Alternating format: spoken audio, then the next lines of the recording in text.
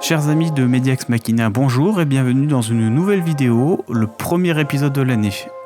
Et on va commencer très fort avec un sujet extrêmement important, les métadonnées, avec une orientation plutôt orientée monde des médias numériques. C'est un sujet fort vaste qui dépasse largement le sujet de la chaîne, mais aujourd'hui je vais surtout faire un survol entre ce qui se fait et qui existe. Bon, déjà, une donnée numérique, c'est un grand nombre. En soi, une image fixe, un son ou une image numérique, ça reste un nombre. Pour arriver à les trier, les identifier, les retrouver, les classer, les archiver, on va devoir leur accorder des informations supplémentaires, au final d'autres nombres, qui vont permettre à tous les utilisateurs de ces données de pouvoir travailler avec. Donc une métadonnée, c'est une donnée supplémentaire et secondaire qu'on accole à la donnée principale. Sur ce principe-là, une métadonnée n'est pas indispensable, mais en fait pour s'y retrouver, elle est fondamentale. Pour ma part, je considère qu'il y a deux grands types de métadonnées. C'est un point de vue que j'ai, ce n'est pas forcément partagé par tout le monde, mais ça m'a déjà beaucoup servi au moment d'exploiter ces informations. Les métadonnées techniques sont pour moi toutes les informations qui permettent l'exploitation du média. Si on les paume, ou si elles ne sont pas comprises, le média numérique se transforme en un immonde tas de données sans queue ni tête. Dans ces métadonnées techniques, on va retrouver des informations de résolution pour les fichiers vidéo, de débit, de codec, de format, etc.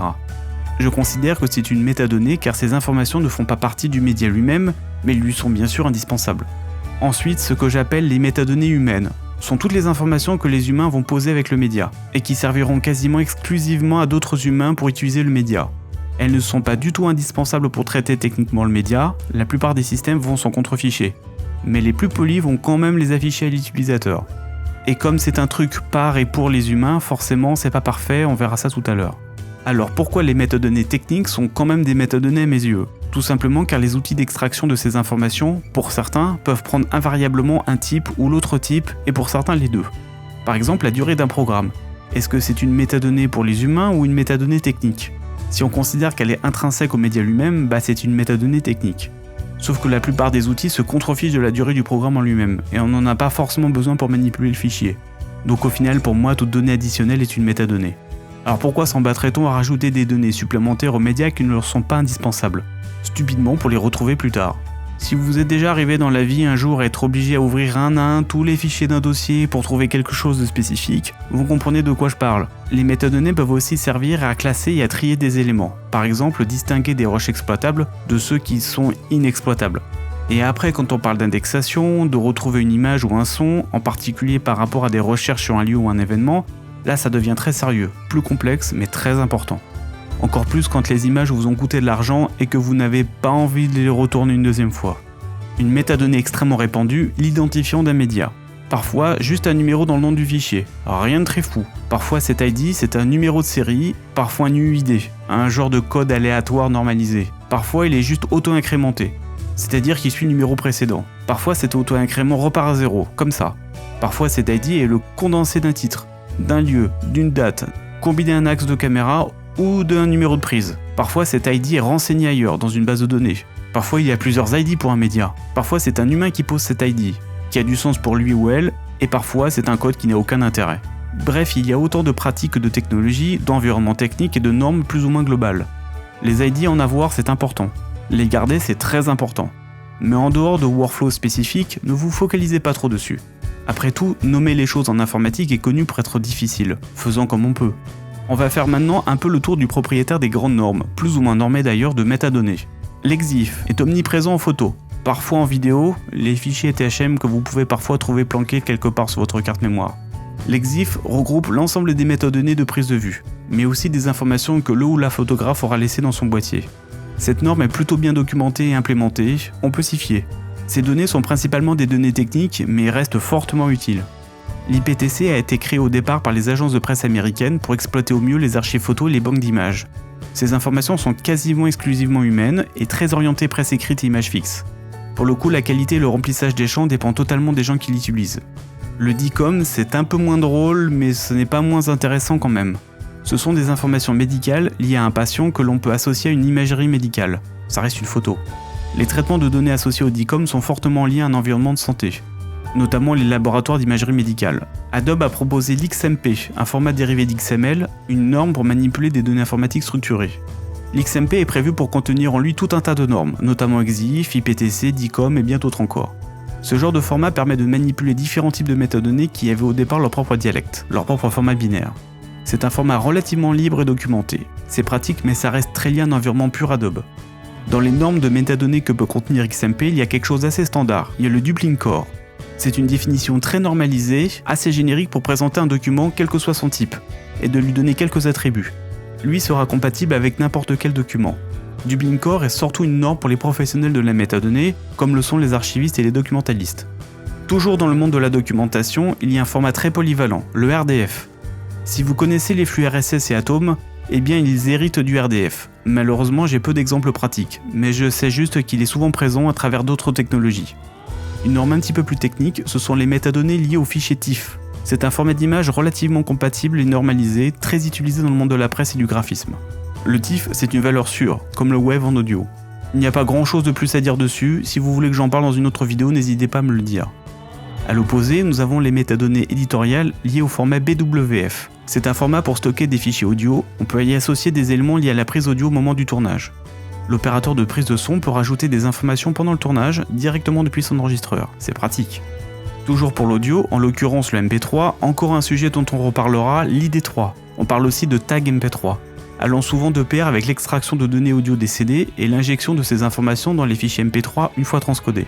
Plutôt très utilisé, Apple reprendra le principe dans le conteneur MOV pour des fichiers MP4 et AAC et ses formats de podcast et de VOD. Ça aussi c'est une autre histoire. Mais j'ai rarement vu des métadonnées aussi bien renseignées que dans des fichiers audio de musique. En télé, on ne reste pas de marbre, avec des technologies autour du MXF, un conteneur pour l'audio et la vidéo professionnelle.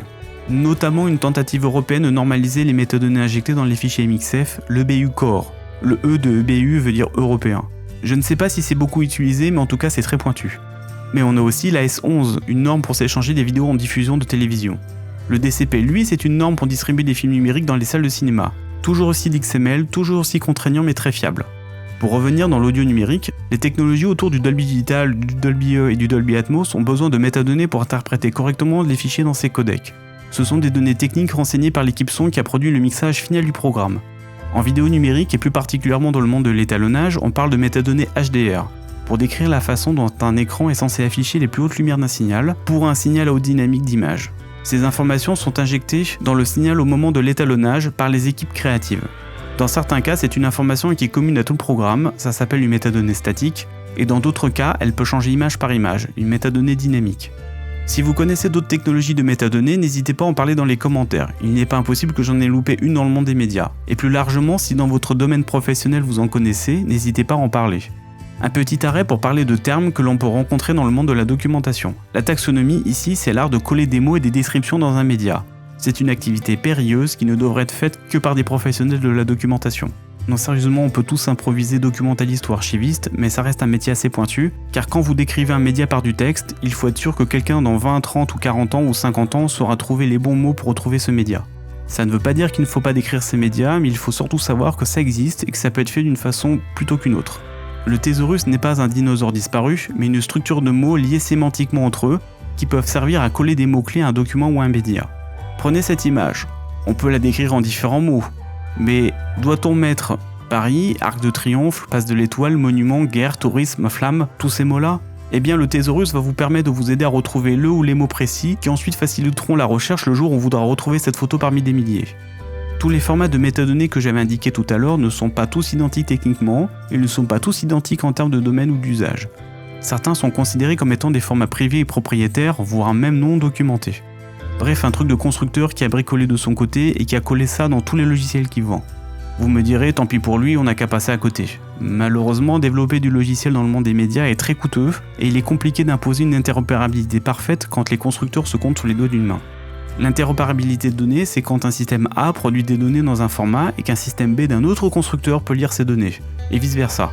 Ça peut sembler évident aujourd'hui, mais ça ne l'est pas toujours quand on manipule les fichiers audio et vidéo. Autant pour faire passer des images et des sons, on s'en sort à peu près correctement, autant parfois passer des métadonnées entre différents systèmes, de différents constructeurs, ça peut être infernal. Mais maintenant, ces fameuses métadonnées, elles sont où? Non, pas là. Elles peuvent être dans 3 emplacements différents, et parfois dans les 3. Là, ça devient infernal. Déjà, elles peuvent être tout simplement intégrées au fichier dans son container. Au début, à la fin, découpées en petits bouts tout le long, peu importe, ça dépend du format. Avantage, on ne risque jamais de les perdre en copiant ou en déplaçant le fichier lui-même. Inconvénient, si on traite le fichier ou on le convertit, on peut en effet les perdre s'ils ne sont pas recopiés ou convertis dans le fichier de l'autre côté. Autre inconvénient, si on veut les extraire ou les modifier, il faudra potentiellement extraire le fichier en entier pour les récupérer et peut-être le réécrire totalement pour le modifier. L'autre approche parfois répandue, c'est le fichier appelé sidecar. En fait, on va écrire un fichier à côté du fichier principal, à côté du média, qui va être nommé pareil et qui va servir pour porter les métadonnées du fichier principal. Ça peut paraître un peu bizarre ou casse-pied, mais en fait c'est assez pratique, car ça évite de manipuler le gros fichier média directement, notamment quand ce dernier est archivé. Là bien sûr, quand on déplace un fichier, ou quand on le renomme, il faut pas oublier de le faire pareil sur l'autre, sinon adieu toutes ces informations supplémentaires. Adobe avec son XMP produit de temps en temps ces fichiers, et la plupart des gens qui les voient les suppriment sans vergogne. Enfin, un bon endroit pour traiter et manipuler en masse des métadonnées, c'est les stocker en base de données.